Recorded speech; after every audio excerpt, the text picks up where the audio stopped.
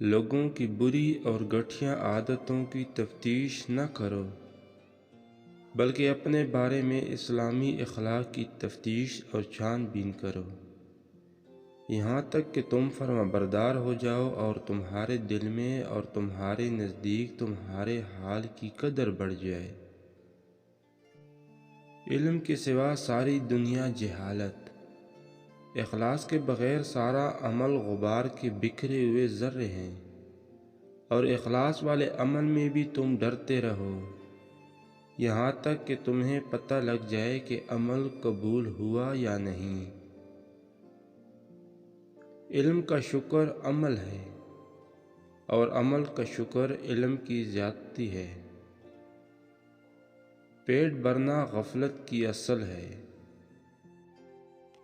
آدمی گناہ پر ڈٹا رہتا ہے تو اس کی تمام نیکیوں میں نفسانی خواہش کی آمیزش رہتی ہے، اور جب تک وہ ایک گناہ پر بھی ڈٹا ہوا ہے اس کی نیکیاں خالص نہیں ہو سکتی۔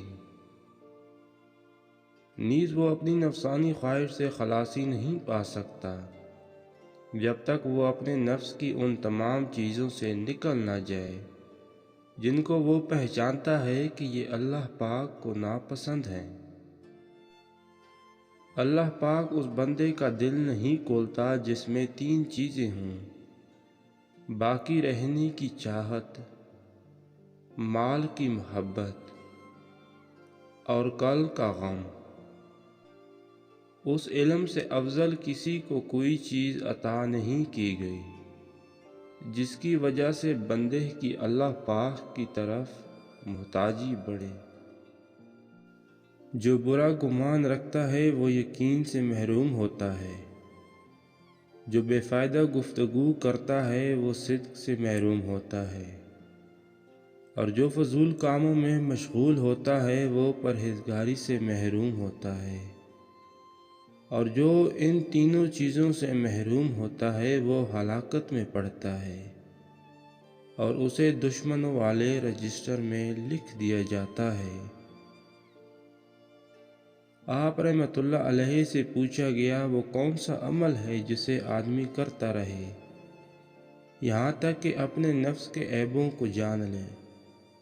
فرمایا آدمی اپنے نفس کے عیب اس وقت تک نہیں جان سکتا جب تک اپنے تمام احوال میں نفس کا محاسبہ نہ کرے۔ عرض کی گئی وہ کون سا مرتبہ ہے جس پر فائز ہونے والا مقام عبودیت پر فائز ہوتا ہے؟ فرمایا جب تدبیر چھوڑ دے۔ عرض کی گئی وہ کون سا مرتبہ ہے جس پر فائز ہونے والا مقام صدق پر فائز ہوتا ہے؟ فرمایا جب اللہ پاک کے حکم اور منع کرنے کے معاملے میں اس پر توکل کرے۔